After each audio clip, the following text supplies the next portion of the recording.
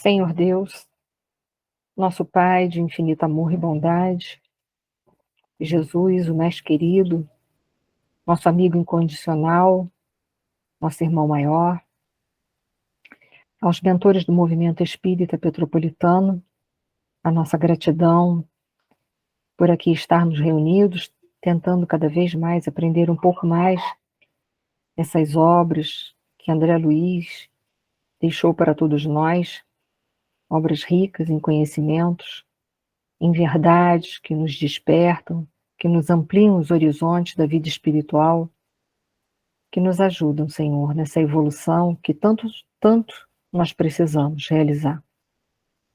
Gratidão pela encarnação, por termos conhecido a doutrina dos espíritos, pelas provas e expiações, e que a nossa pequena prece, Senhor, unidas a tantas outras que são feitas nesse nosso planeta Terra, em prol do amor, da paz universal, possa levar paz e consolo a todos os corações que se encontram aflitos nesse instante.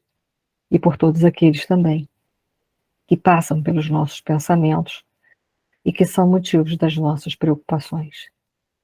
Que essa paz e esse amor que já sentimos, possamos nós mantê-lo dentro dos nossos corações hoje e sempre. Obrigada.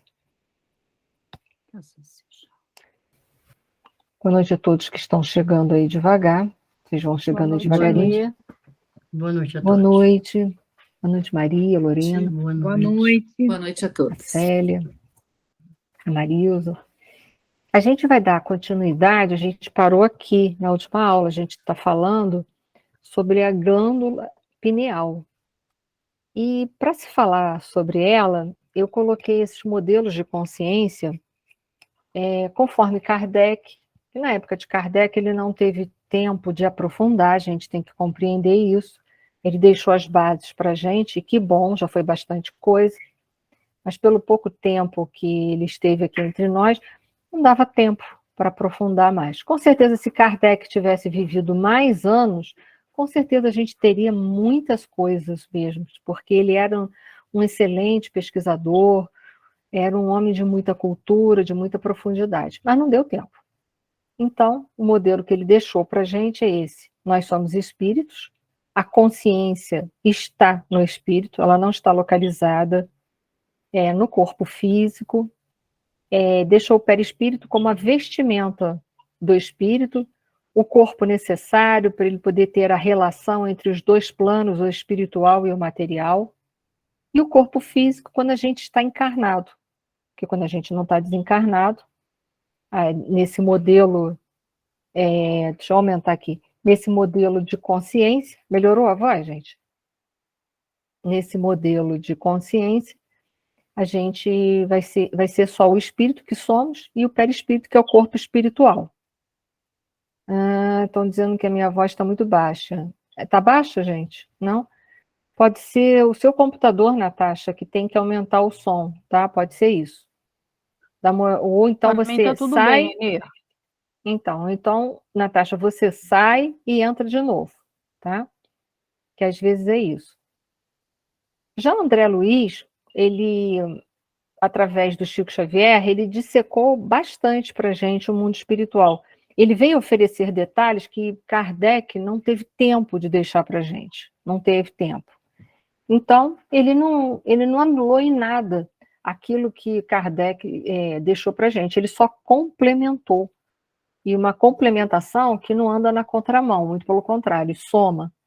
Então, nós continuamos sendo dos espíritos imortais, nós continuamos, a sede da consciência continua no espírito imortal, só que André Luiz falou que a gente tem um corpo ou um campo mental. Aliás, ele falou corpo, né? Mas, em verdade, a gente vai ouvir também campo mental, por alguns outros autores. E que esse corpo mental é onde está localizada a mente, que também não é corpórea, é extracorpórea, ou seja, é uma outra dimensão, é uma dimensão espiritual do espírito. E esse corpo mental, segundo André Luiz, é o que vai formar o perispírito. Ele é um reflexo da consciência, ou seja, um reflexo da consciência que está em nós, espírito imortal. Ele que forma o perispírito, e o perispírito é um reflexo do corpo mental e é ele que vai formar, por conseguinte, o nosso corpo físico. Então, olha que interessante, ele acrescentou. E ele ainda colocou o duplo etérico como um outro campo energético que a gente tem também enquanto está encarnado, que desencarnado a gente não tem duplo etérico. O duplo etérico vai ser trabalhado bastante naquela obra dele, nos domínios da mediunidade. Ali ele vai falar um pouquinho sobre o duplo etérico. Acredita que é nesse corpo que fica todo o estoque nosso de fluido vital, que vai sendo liberado pouco a pouco pelos comandos que o perispírito recebe do espírito. Então, é nesse duplo etérico que a gente só tem quando está encarnado, onde estariam provavelmente o fluido vital e também o famoso ectoplasma, que ninguém sabe falar muito sobre esse ectoplasma, tá? São hipóteses. E, finalmente, aquilo que Kardec já deixou, o corpo físico. Dr. Jorge Andréa também não anulou nada, ele só deu nomes diferentes porque ele é um psiquiatra. Mas ele colocou o espírito como sendo o inconsciente puro. Nada de errado, é apenas uma questão de nomenclatura. Inacessível, segundo ele, às técnicas da psiquiatria, da medicina psiquiátrica. O que a gente sabe que é mesmo, né? O inconsciente passado ou arcaico, que seria o campo, o corpo mental, onde estão todas as nossas informações, as nossas bagagens de vida passada. Inconsciente passado, o inconsciente atual, que é esse que a gente está formando aqui. Todos os dias a gente está formando o nosso inconsciente atual, que todos os dias a gente está recebendo conhecimentos, todo dia a gente está mandando para esse corpo informações. Então, o inconsciente passado, onde está toda a bagagem da nossa vida, o inconsciente atual que está sendo formado, o corpo mental, que é o que vai fazer a filtragem, vai mandar todas as informações necessárias para a periferia, para o perispírito. O perispírito, que é o modelo organizador biológico do corpo, duplo etérico, que eu já falei, e o corpo físico nosso. São modelos de consciência, tá? Depois vocês vão entender por que eu estou falando um pouco sobre isso, que a gente está falando da pineal, e a gente tem que falar como é que vai ser essa junção de pineal já que ela é a glândula da vida espiritual, a gente vai ter que entender essa mecânica. Para entender a mecânica, como é que funciona do corpo, né? Do perispírito para o corpo físico e do corpo físico para o perispírito, né? E vai por aí afora e para o corpo mental, a gente tem que falar um pouco desses modelos de consciência, senão a gente não vai entender o que está acontecendo. Foi? Se em dado momento não ficou entendido, vocês têm que perguntar, senão depois complica, tá bom? Então vamos lá. Dito isso, continua as colocações de Alexandre. Ele fala assim, ele está falando da pineal, tá? São demasiadamente mecânicas, ou seja, a funcionalidade do corpo, né? Todas as glândulas que tem no corpo, tudo que tem no nosso corpo é muito mecânico, né? Então ele coloca, são demasiadamente mecânicas para guardarem os princípios sutis e quase imponderáveis da geração. Então é claro que essas glândulas, o nosso corpo, ele é apenas um instrumento. Ele não tem como guardar toda a nossa bagagem de informação. Foi o que eu falei para vocês numa outra aula. A memória que reside no corpo, chamado perispírito, é uma memória biológica. Porque a memória mesmo de toda a vivência que a gente tem do passado, daquelas informações todas que a gente viveu, elas não ficam arquivadas no perispírito. Elas vão ficar nas zonas espirituais, que é corpo mental e os inconscientes lá que o Dr. Jorge Andréa colocou para a gente. Ou, se vocês preferirem, no corpo mental, tá bom? Então ele coloca assim, acham-se absolutamente controladas pelo potencial magnético de que a epífise é a fonte fundamental, quer dizer, ele está colocando que a epífise é uma glândula que vai interferir em todos os processos metabólicos e também hormonais do nosso corpo. As glândulas genitais segregam os hormônios do sexo, nós sabemos, né? Nas mulheres, o estrogênio, nos homens, a testosterona, né? Isso aí a gente sabe. Mas a glândula pineal, se me posso exprimir assim, segrega hormônios psíquicos ou unidades forças. Ou seja, ela é um pouco diferenciada, tá? Ela vai segregar muito mais do que só a melatonina, que é um hormônio que é produzido por ela. Ela tem muito mais força, ela tem muito mais coisa do que só isso. Ela tem a parte espiritual dela que a gente hoje vai aprofundar. Que vão atuar de maneira positiva nas energias geradoras. Os cromossomos da bolsa seminal não lhes escapam a influenciação absoluta e determinada, ou seja, a glândula epífise, que está na cabeça, ela vai comandar outras glândulas, inclusive as glândulas nossas sexuais, que, como a gente viu, quando ela, então, está preparada, que todo um preparo físico, ela vai despertar a nossa vida sexual, lembra? E, mais ainda, trazer as informações de nossas vidas passadas, as características do nosso comportamento. Que eu disse para vocês que isso ocorre por volta da puberdade, uma fase muito difícil da nossa vivência. Nesse quadrinho ali embaixo, eu coloquei uma informação que eu quero que vocês não esqueçam. A genética para a doutrina dos espíritos, veja, não é para a ciência oficial, mas para a doutrina dos espíritos, ela é efeito e não causa. Tá bom? A genética. Ela é efeito e não causa. A causa de tudo que temos no nosso corpo, do bom funcionamento, do mau funcionamento, daquilo que nós herdamos ou deixamos de herdar, a causa de tudo isso é o espírito imortal com a sua bagagem de vida.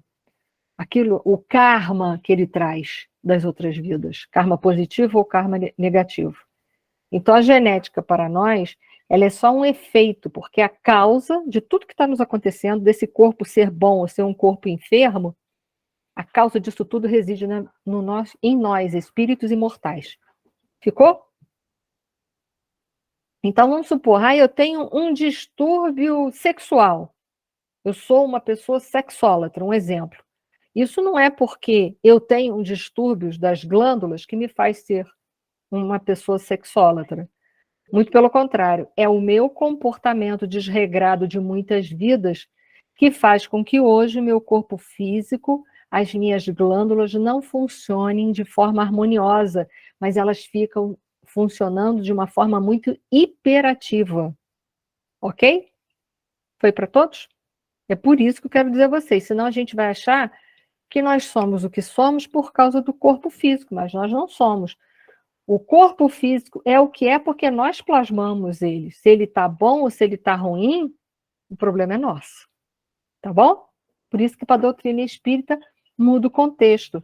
A ciência fica achando que a causa dos comportamentos nossos desequilibrados reside em algum órgão no cérebro, alguma secreção de substância em excesso ou em deficiência. Mas a gente sabe, se existe alguma coisa em nós que está sendo produzido em excesso ou em deficiência, é em função do comportamento nosso, que somos espíritos imortais. Foi? Vou seguir, hein? E ele continua. No entanto, não estamos examinando problemas de embriologia. Limitemo-nos ao assunto inicial e analisemos a epífise como glândula da vida espiritual do homem. Então, como tal, a gente hoje vai fazer uma abordagem dessa glândula como a glândula da vida espiritual. Vamos esquecer aquela parte fisiológica dela, esquecer no bom termo, né? Mas a gente agora vai falar mais dessa ligação que ela possibilita e como é o mecanismo de ligação dela com o corpo físico, ok? Segregando delicadas energias psíquicas, prosseguiu ele. A glândula pineal conserva ascendência em todo o sistema endócrino, ou seja, todo o sistema endócrino está ao comando dela, por incrível que pareça. Isso para nós espíritas. Todas as glândulas hormonais estão a serviço dela. Se a gente for perguntar, provavelmente, para um fisiologista, ele vai dizer que não é, que é epífise, é uma outra glândula, vai dizer que é ela, tá? Mas para nós espíritas, não. Para nós espíritas, como ela é a glândula da vida espiritual, e é lá que está toda a nossa bagagem kármica, é esta glândula que vai passar informações para o corpo físico e vai promover nesse corpo físico ou os desequilíbrios que nós vivemos no passado, ou os equilíbrios que nós já adquirimos em outras vidas. Isso no que tange a patologia e também a comportamentos. Foi também? Posso ir enrolando cada vez mais, ampliando? Então vamos lá. Ligada à mente, ou seja, a epífise tem uma ligação muito direta com a mente, através de princípios eletromagnéticos do campo vital. Olha que interessante. Através de princípios eletromagnéticos do campo vital, que a ciência comum ainda não pode identificar, que é o nosso duplo etérico, onde tem o nosso fluido vital, tem todas essas questões. Então, é com essas energias que ela vai trabalhar. A gente vai ver. Que a ciência comum não pode identificar, comanda as forças subconscientes sob a determinação direta da vontade. Olha que interessante. Então, a glândula pineal, ela vai ter uma ligação direta com o corpo mental. Lembra? Vocês querem que eu volte os slides? Vou voltar, hein? Ó. Ela vai ter a glândula pineal que está aqui no corpo físico. Ela vai ter uma ligação direta com o corpo mental que está recebendo o quê? Todas essas bagagens aqui, ó, inconsciente passado, inconsciente atual. Ela está recebendo todas essas informações que podem ser positivas ou negativas, vai depender do nosso comportamento. E enviando através do perispírito até o corpo físico. E aí, organizando a nossa vida biológica ou desorganizando a nossa vida biológica, porque vai depender do que tipo de comportamento que eu tenho. Se é um comportamento desequilibrado, o que ela vai fazer? Vai projetar esse desequilíbrio aonde? No nosso corpo físico. Foi? Por isso que a gente teve que falar tudo aquilo ali para trás. Parecia um tanto quanto chato, mas muito necessário. Foi? Então vou seguir, hein? Tem ninguém levantando a mão, ninguém falando nada, vai eu.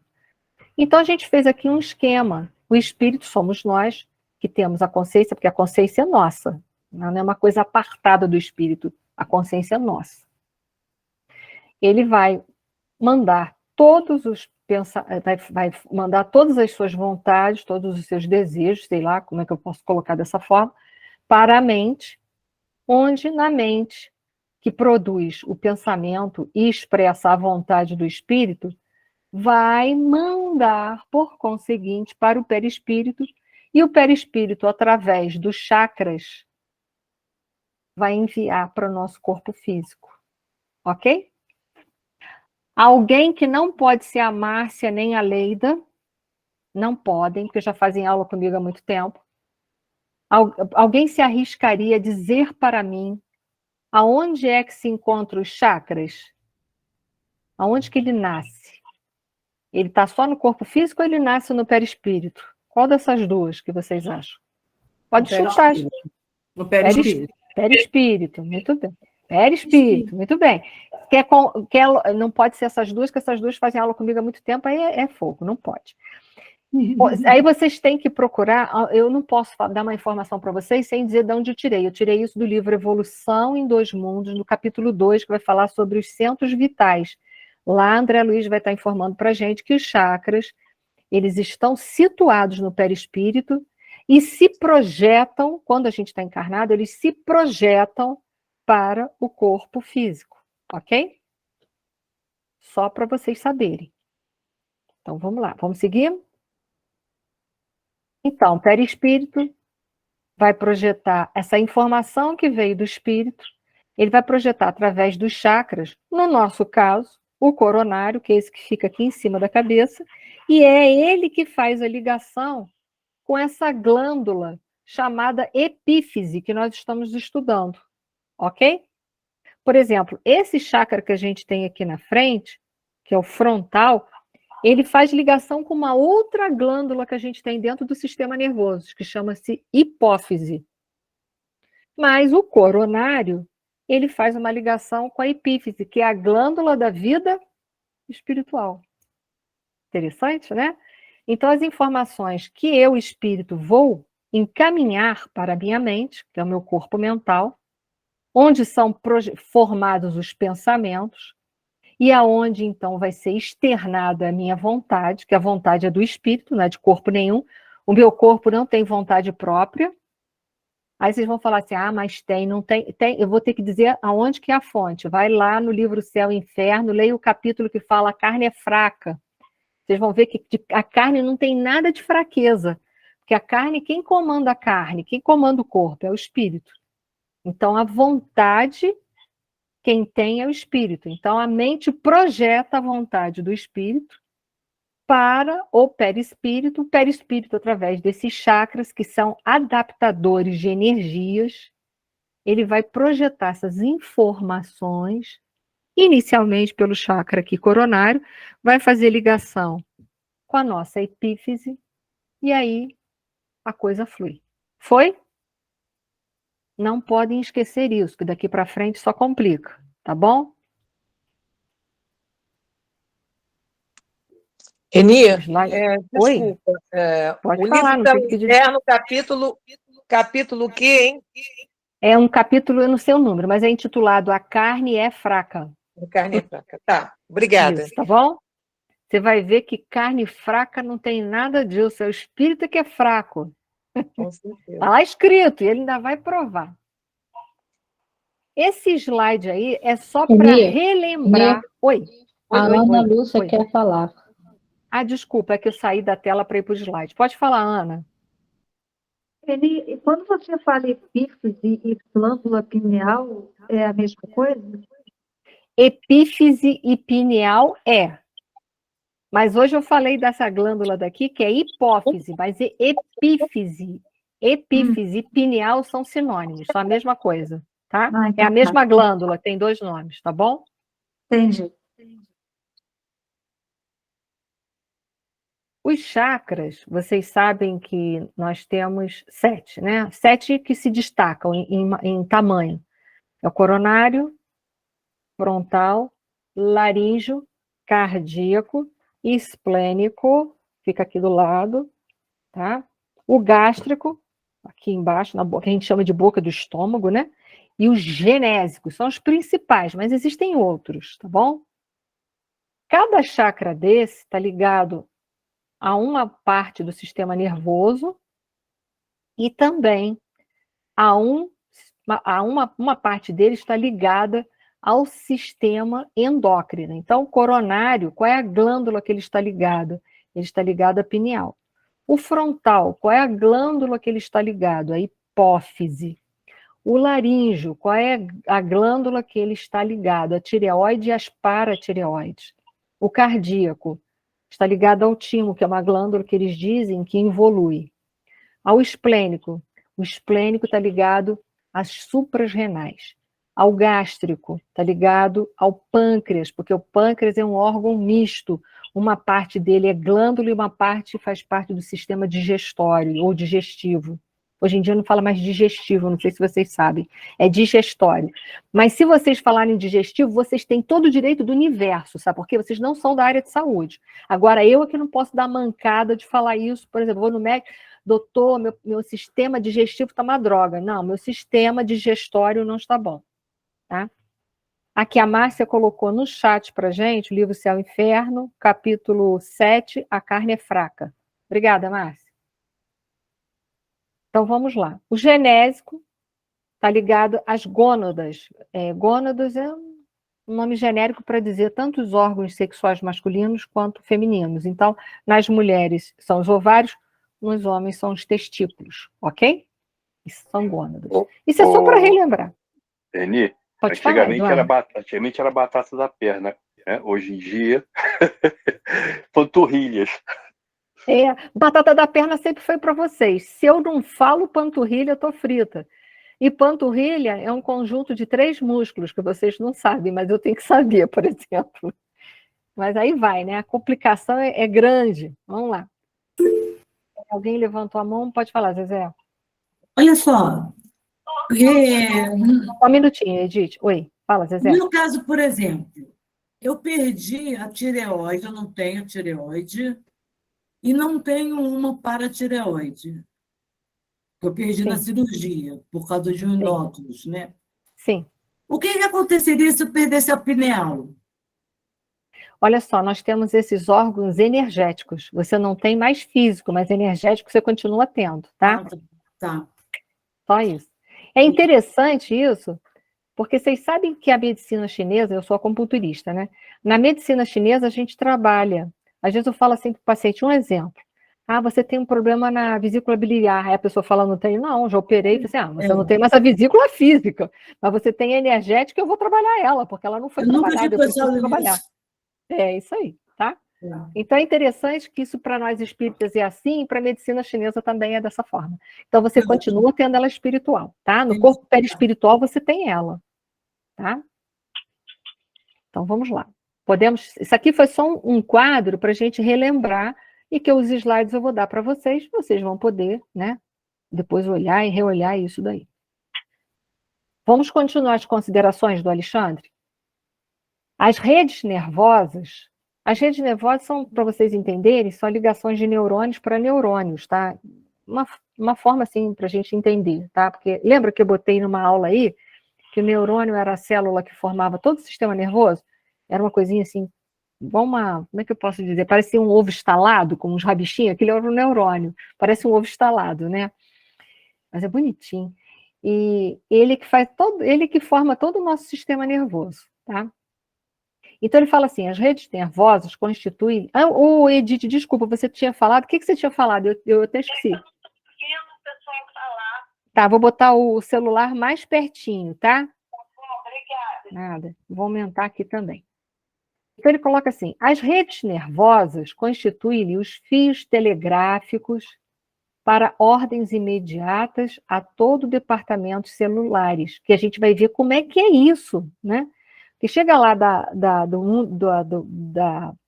do nosso campo espiritual, do espírito, como é que chega essa informação e como é que, né, ele vai chegar nas redes nervosas que já é o cérebro. Como é que vai chegar? Mas a gente vai ouvir a explicação da Alexandre, depois eu vou explicar para vocês como é que é, tá bom? Então vamos lá, vamos seguindo. As redes nervosas constituem os fios telegráficos para ordens imediatas a todos os departamentos celulares e, sob sua direção, efetuam-se os suprimentos de energias psíquicas a todos os armazéns autônomos dos órgãos, ou seja, as informações vêm de lá, e de lá, então, todo o departamento corporal vai ser suprido, vai ser, enfim, vai haver uma resposta, um comando, ou até vai ser suprido de energias pelo comando do espírito imortal, tá? O manancial criador dos mais importantes, suas atribuições são extensas e fundamentais. Na qualidade de controladora do mundo emotivo, lembra que a pineal ou a epífise, ela controla o mundo emotivo. Lembra que eu falei que podia ter distúrbios psiquiátricos na glândula? Isso já é parte da medicina, lembra? Primeiras aulas, tá? Então vamos lá. Deixa eu ver onde que eu parei. Na qualidade de controlador do mundo emotivo, sua posição na experiência sexual é básica e absoluta. De modo geral, todos nós, agora ou no pretérito, viciamos esse foco sagrado de forças criadoras, que são as energias sexuais, né? São energias criadoras. São chamados pelo Dr. Jorge André de forças sexuais da alma.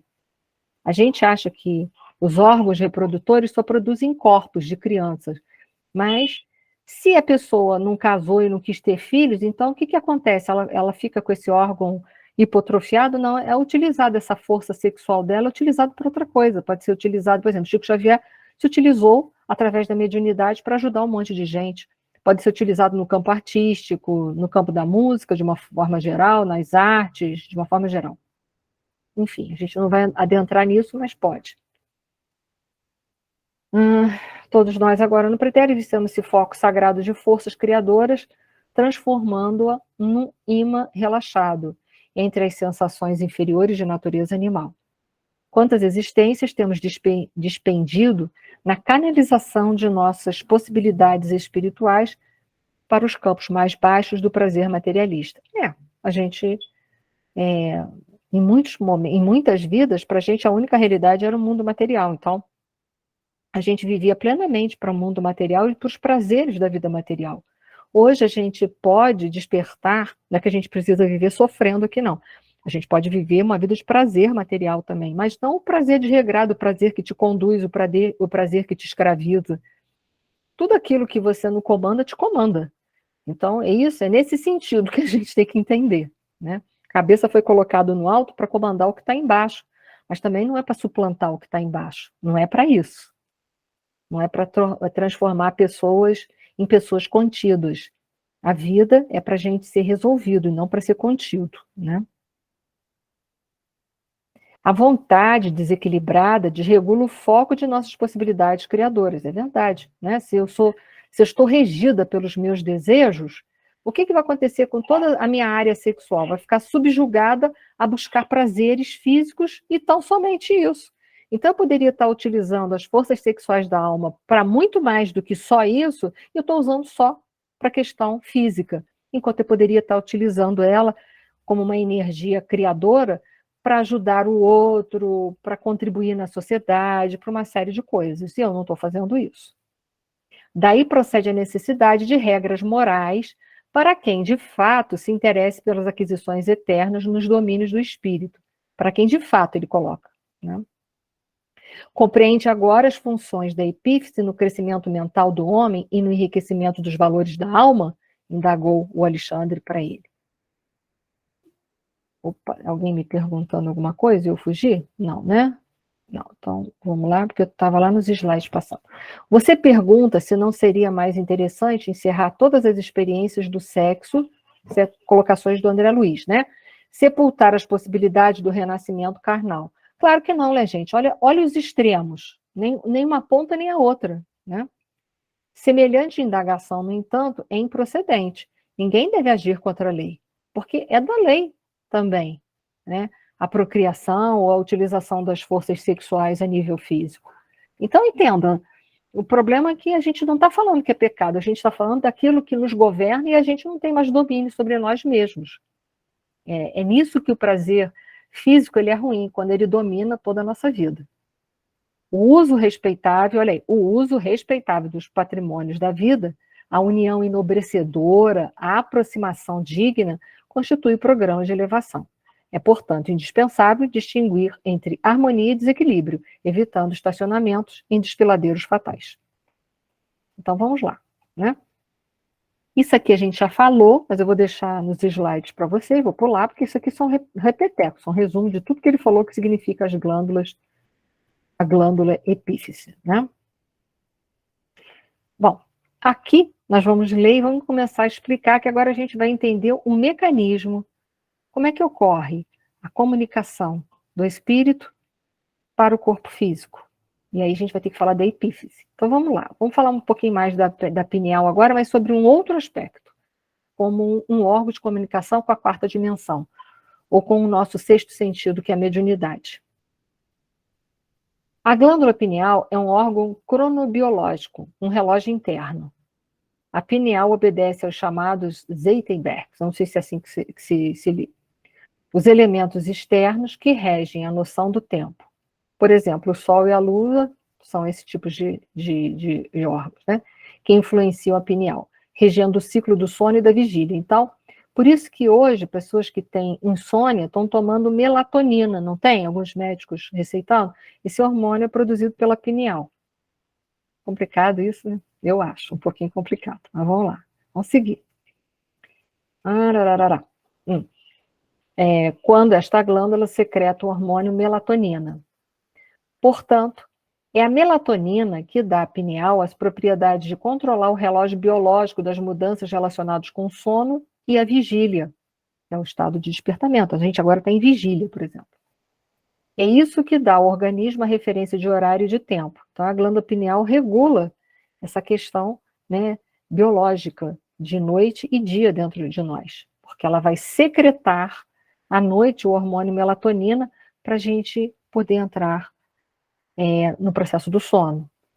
E por que hoje a gente também tem tanta insônia? Porque a gente tem tanto aparelho ligado, a melatonina ela só é produzida quando a gente está no escuro. Então a gente tem tanta coisa ligada, é celular, é televisão, como dormir? a pineal nem consegue trabalhar.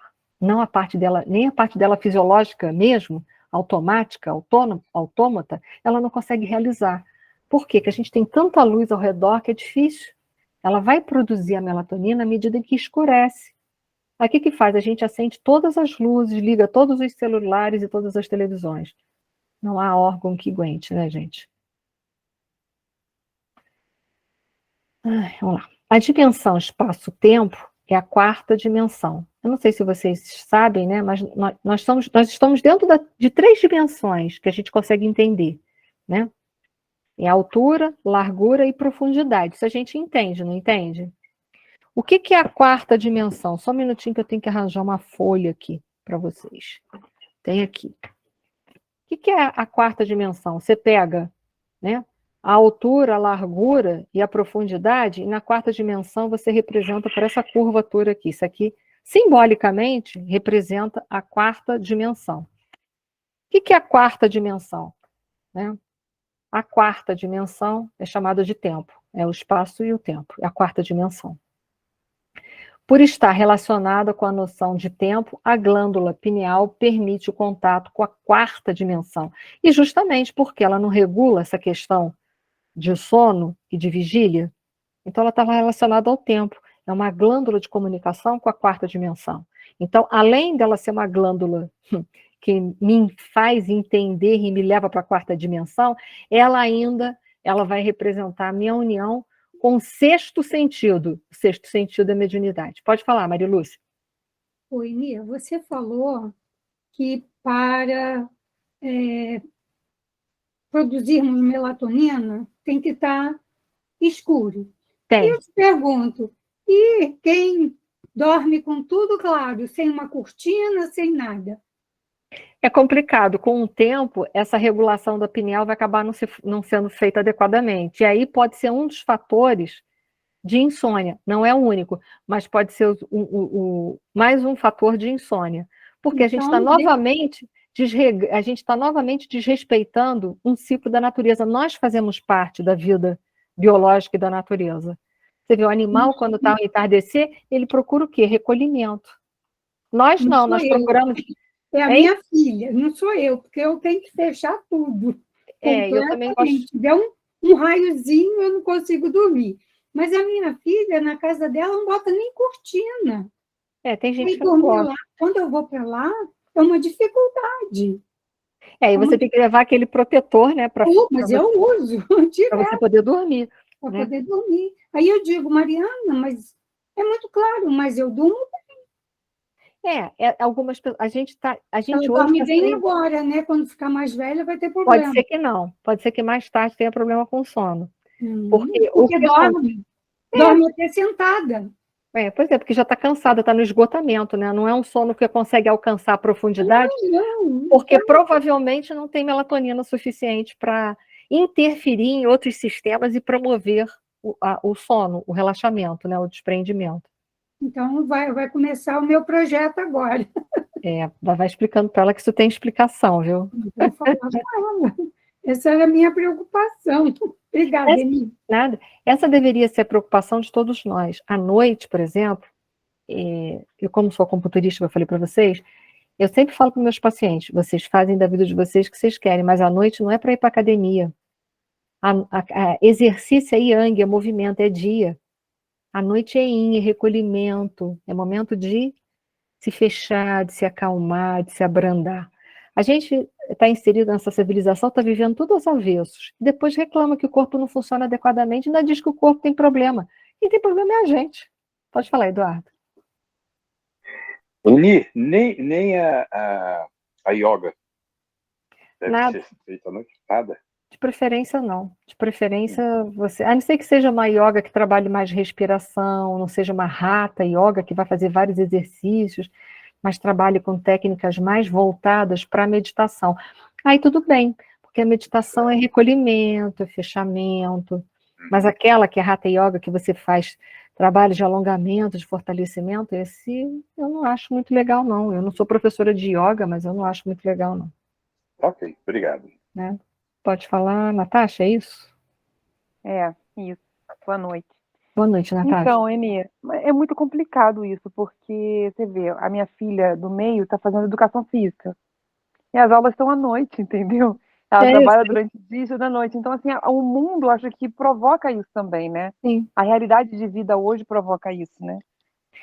O que a gente pode fazer é ir tentando mudar a realidade de vida, num processo de educação aos poucos, para aqueles que querem, entendeu? Então, assim, tentar trazer as pessoas para amanhã, explicar que seria mais interessante se fosse de manhã, para algumas pessoas que ela, porventura, sentir que estão mais desgastados, para que não acabe de queimar o resto da energia, jogar mais para de manhã. Mas isso nem todo mundo vai aceitar, a gente joga, como eu disse, eu também, na minha posição como profissional, eu dou as dicas, cada um faz o que quer, né? A gente não tem como mudar, porque o mundo te joga para lá, mas não é para lá que a gente tem que ir. Então a gente vê quem está receptivo, a gente abre, quem não está, a gente deixa. É assim, a vida é assim, né? Eu sei, eu entendo, nós não vamos mudar o comportamento das pessoas, mas quem está receptivo, a gente ajuda, quem não está, a gente deixa. Mas é o que eu falo, é a vida, né? Porque, assim, por exemplo, ela trabalha o dia inteiro e tem que estudar de noite, vamos supor, né? Como é que faz? Como é que a gente faz com isso? Fica difícil, né? Fica difícil, isso, fica complicado, eu sei disso. Então a gente faz o que pode. A gente faz o que pode. O que não pode, a gente não faz. A gente entende isso, né? Eni, oi. O ideal seria que essa rotina aí que a Natasha está falando, como deve ser de uns 3, 4 anos, né? Terminando, que ela voltasse ao normal, né? Mas o normal, eu estou entendendo a Natasha, que amanhã, quando ela já for profissional, todo mundo vai para a academia à noite. Então, eu estou entendendo a Natasha, é agora, é amanhã, é depois da manhã, entendeu? Então, a gente pega assim, uma fatia que está afim, a gente ensina, a gente conecta, a gente tenta levar para amanhã, quem for possível levar, quem não for, é a vida. A gente entende, a gente não muda as pessoas, no máximo a gente. Verdade. Então, dando seguimento, a pineal é a única estrutura do corpo que transpõe essa dimensão, né? Porque ela regula o tempo, né? Nosso tempo, né? Que é capaz de captar informações que estão além da terceira dimensão e vivemos como encarnados. Porque ela nos joga para a questão do tempo, que é uma outra dimensão, até para a física nossa. Tá?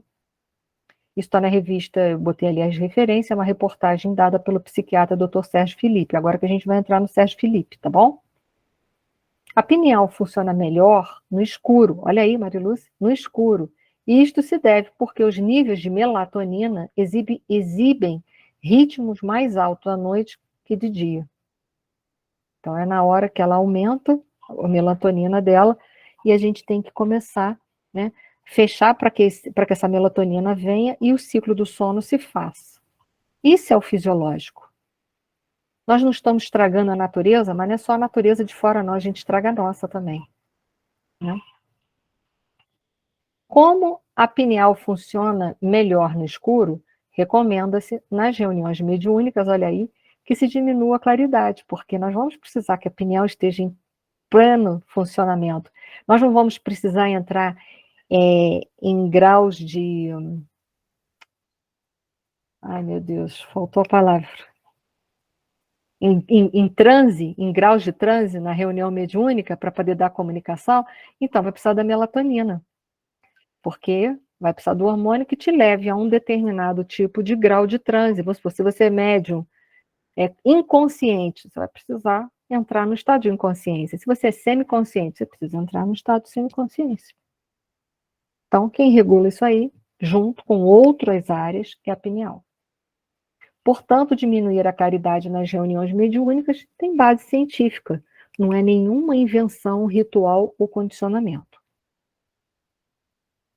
Base, lembrando vocês, a base do fenômeno mediúnico é a mente, não me esqueçam isso, tá bom? Mais uma coisa que vocês não esqueceram. Espera aí, deixa eu voltar, pode falar. Oi, Anir. A gente leu aí agora que é necessário abaixar a luz, né? Diminuir totalmente a luz. Existe alguma... Eu sei que a fitoterápica, não. Da luz, o que é? A cor da luz de uma luz... cromoterapia. Cromoterapia. Tem alguma coisa também importante para a mediunidade, uma cor específica de luz nas reuniões mediúnicas? Vermelho, não sabe, né?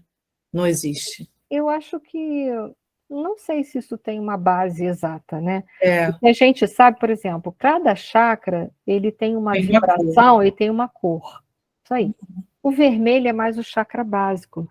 E ele é mais estimulante. Você vê que o vermelho, ele é mais estimulante. Uma cor mais azulada, lilás, ele é muito mais relaxante. Uma cor verde, ele é mais relaxante. Porque até tem a ver com esses chakras para cima, né? O cardíaco, geralmente, ele tem uma tonalidade rosa, esverdeada, o laríngeo índigo, aqui uma tonalidade mais azulada, aqui mais violeta para branco. Então, a gente poderia aproveitar essas luzes que são, por si só, mais relaxantes mesmo, até falando fisiologicamente, né?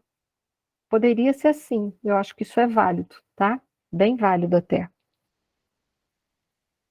A Célia está falando que geralmente coloca azul ou verde. Eu acho melhor mesmo, isso é também a minha opinião, tá? E são cores que acalmam mais. O vermelho é muito excitante, né? No livro dos Domínios da Mediunidade, capítulo 3, Equipagem Mediúnica, André Luiz diz: a alma encarnada possui um cérebro físico, centros especiais que governam a cabeça, o rosto, os olhos, ouvidos e os membros em conjunto com os centros da fala, da linguagem, da visão, da audição, da memória, da escrita, do tato, do olfato, do registro, do calor e frio, tantos outros quantos sejam de aquisições entesouradas pelo ser. Por que a gente está falando isso?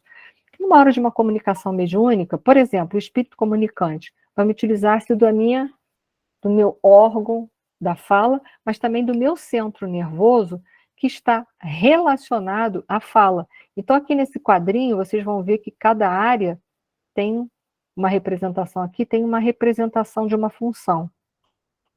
Por exemplo, quando da visão é os olhos, o órgão, mas as percepções da visão, elas ficam aqui atrás, ó. Percepção visual fica no lóbulo occipital, que é aqui atrás da cabeça. Não sei se vocês sabem.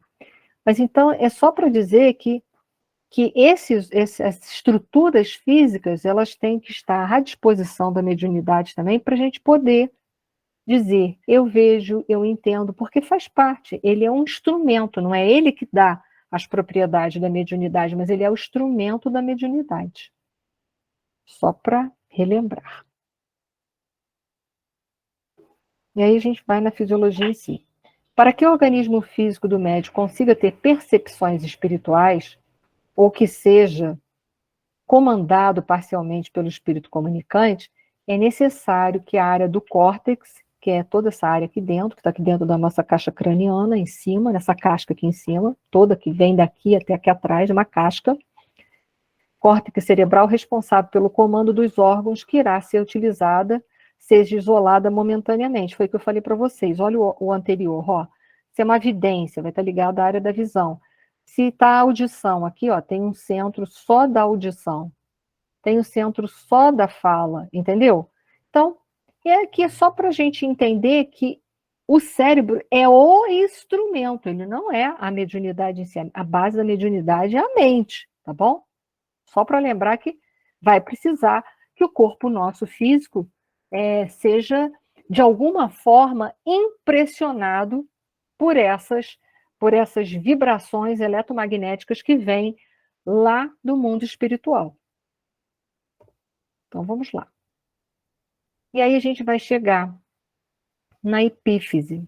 Diz o Dr. Sérgio Felipe que a nossa epífise, ela é cheia de cristais de apatita. Tá vendo esses pontinhos aqui? São os cristais. Essa glândula aqui, que está representada nesse círculo, que ele colocou dessa forma, ela tem muitos cristais de apatita. Já essa outra aqui tem poucos cristais de apatita. E aí ele vai colocar assim: mas antes precisamos entender como se processa essa interferência, né?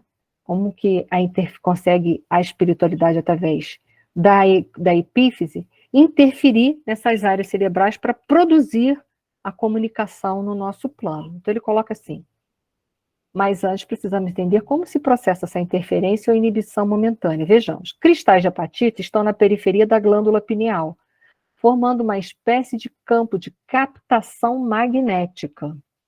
A quantidade de cristais varia de pessoa para pessoa. Quando uma pessoa tem muito desses cristais, ela consegue sequestrar mais sinais magnéticos, ou seja, ela consegue captar muito mais informações do mundo espiritual.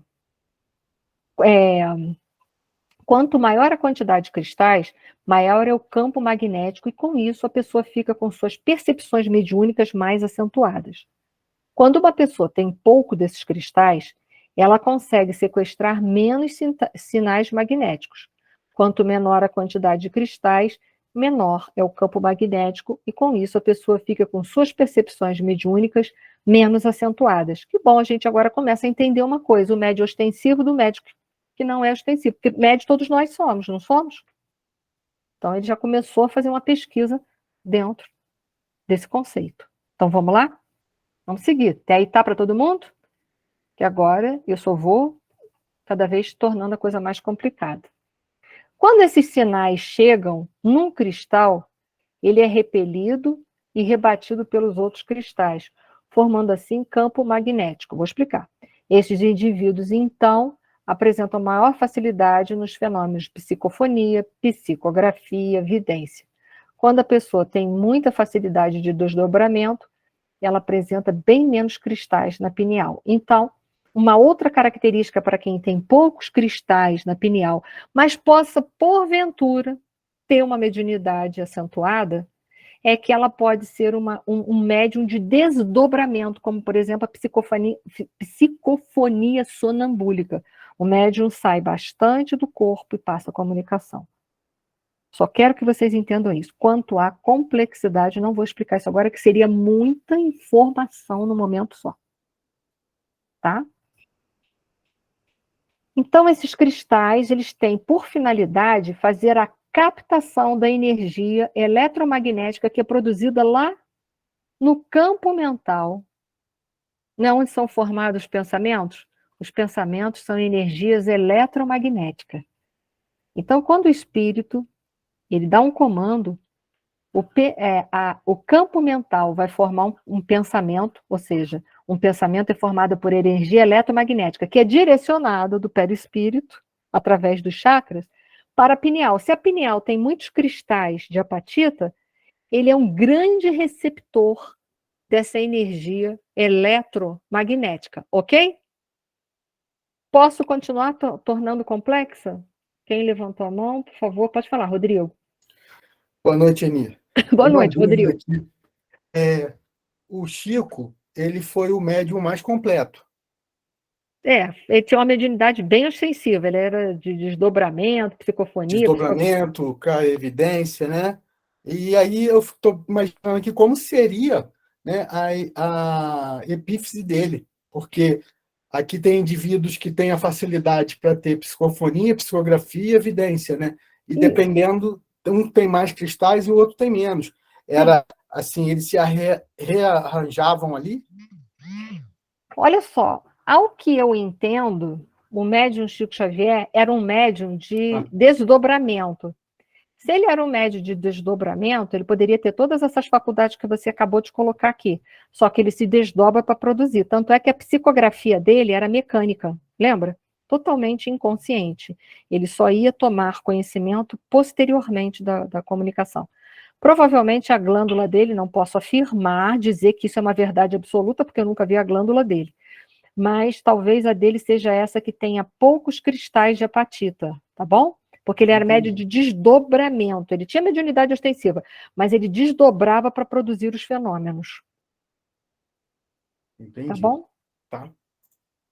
E aquele médico, quando dá comunicação também, pela psicofonia, ele é muito autêntico. Por quê? Porque ele desdobra e a comunicação vem bem autêntica. Não tem muita interferência do próprio médium. Não sei se vocês sabem disso, tá? Mas eu não quero complexar, trazer muita complexidade. Eu respondo todas as perguntas, só não vou aprofundar demais, porque senão pode dar um nó aí, tá bom? Zenia, o Chico, você diz que ele era um médium de desdobramento. Ele, quando ele fazia a psicofonia, ele estava desdobrado? Sim. Psicofonia sonambúlica, que se chama. Interessante, né? É, bastante. Bastante interessante, tá? E os psicofônicos, geralmente, eles são inconscientes ou semiconscientes, em geral. Conscientes eles não são. Porque eles dão meio que uma saidinha do corpo, tá? Pode falar, Luciano. O microfone está fechado. Abriu. Desculpa. Assim como a dona Ivone, ela se desdobrava e via as cenas do que ela ia escrever. Saía do Então, ela corpo. também tinha menos apestagem apatita. Provável. Eu não posso afirmar, não, Provavelmente, tá? Mas né? é Não, a provável. gente tô Está só umas conjecturando, né? coisas, conjecturando. É Aí isso aí. depois ela escrevia, aí que ela ia tomar consciência do que ela estava escrevendo. Aí ela ia lá, via tudo, Uhum, trazia conscientemente e escrevia. isso. Interessante, né? Obrigada, Enir. Muito Nada. interessante. É fantástico, né? Interessante só não, é fantástico. Né? Fantástico. Então vamos lá, vamos continuar tornando a questão complexa. Como ocorre o fenômeno? Como sabemos, o pensamento é força eletromagnética, lembra? Projetada pelo campo mental, lembra? E desta para o perispírito. Do perispírito para a pineal, que converte essa energia eletromagnética, porque o pensamento é energia eletromagnética, não é? Então ele vai converter essa energia sutil em neuropsíquica. Como? Quando chega essa energia eletromagnética, ela vai ricochetear, vai ficar batendo naqueles cristais de apatita.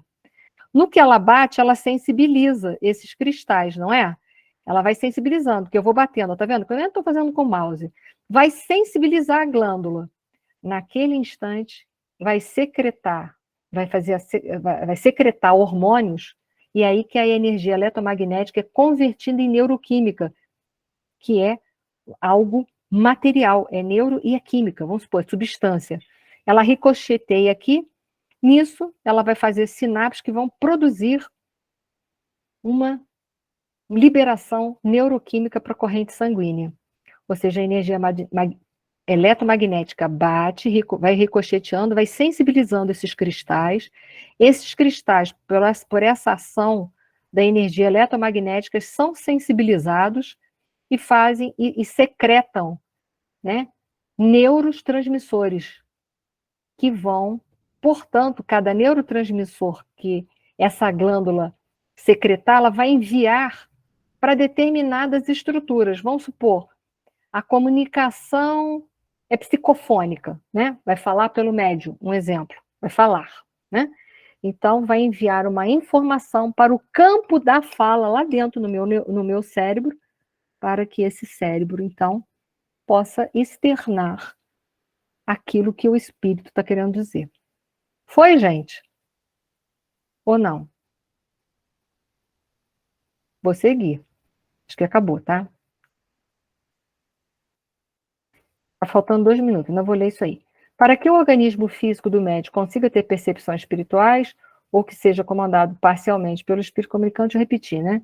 É necessário que a área do córtex cerebral responsável pelo comando do órgão que irá ser realizado seja isolada momentaneamente. Ou seja, a parte consciente do médium é isolada momentaneamente. Por quê?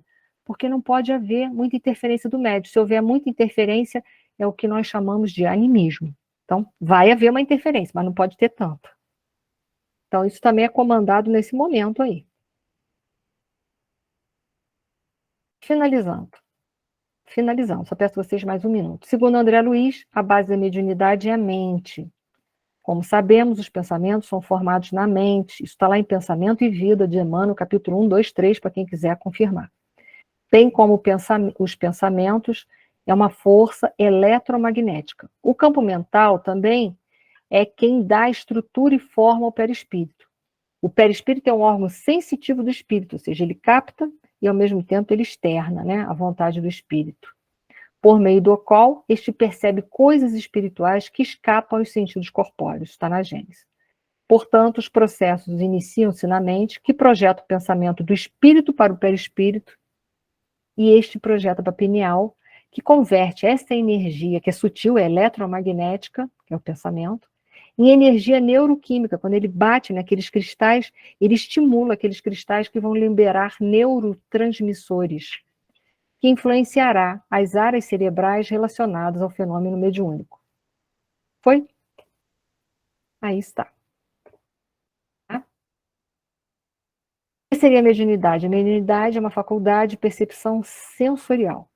Como qualquer faculdade desse tipo, para ser exercida, a mediunidade necessita de um órgão que capte e o outro que interprete.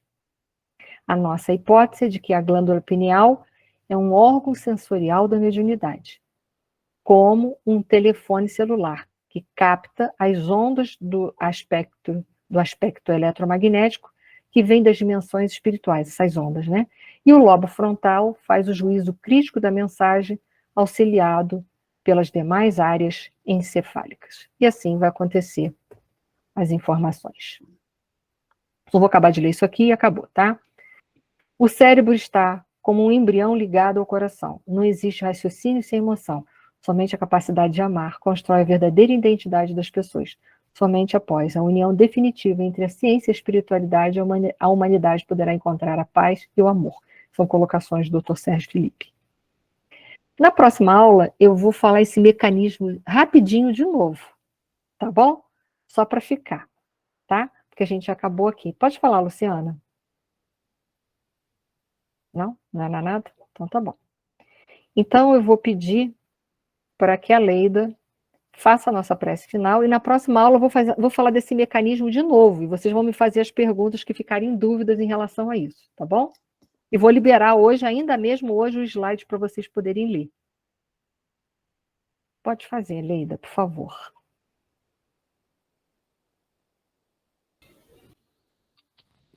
Deus nosso Pai, Jesus, nosso querido mestre, nosso amigo, aos nossos mentores espirituais, amigos da espiritualidade, que tanto nos auxiliam no nosso processo encarnatório. Agradecemos por aqui estarmos nesse estudo que tanto nos esclarece. Que saibamos, senhores, aproveitar da palavra, do nosso pensamento, bem como também das nossas atitudes, para também direcionar o bom, o belo, para aquele irmão que está próximo de nós, para também auxiliarmos no nosso processo evolutivo e também para poder direcionar essas boas atitudes àqueles irmãos que estão distantes, que ainda, mestre, não conseguem te encontrar ou não querem te buscar, mas que nós, felicitados, estamos por conhecer essa querida doutrina, que tanto nos esclarece, nos consola e nos direciona para que, de acordo com a nossa evolução e a nossa vontade, possamos assim ir de encontro à nossa reforma íntima. Obrigada ao estudo de hoje, ao esclarecimento, que tanto nos direciona para o bem, para o moral e para o justo, e que possa, Mestre Jesus, envolver a cada lar aqui presente, bem como também aqueles que temos em mente e que tanto pedimos, Senhor, para que Tu possas envolvê-los de paz e harmonia, e que nesse momento possamos sentir, Senhor, o Teu abraço nos consolando, nos acalentando a alma, dando-nos força, coragem e sabedoria para prosseguir nessa querida semana de oportunidade encarnatória. E que se em algum momento, Mestre Jesus, vacilarmos nas nossas decisões, que possamos lembrar dos Teus exemplos, dos Teus ensinamentos para continuarmos a nossa trajetória evolutiva. E se pudermos também levar a todos aqueles que por amor também queremos o bem. Obrigada, Mestre Jesus, pelo Teu carinho, Teu amparo, que possa amparar a nós, seus irmãos, ainda no processo evolutivo, ainda imperfeitos, mas desejosos estamos de cada vez, Mestre, alcançar a liberdade que a matéria nos impõe e te alcançar, Mestre Jesus, nos ensinamentos morais. Obrigado mais uma vez pela oportunidade da vida e que tenhamos uma boa semana, que assim seja. Boa noite, Leida.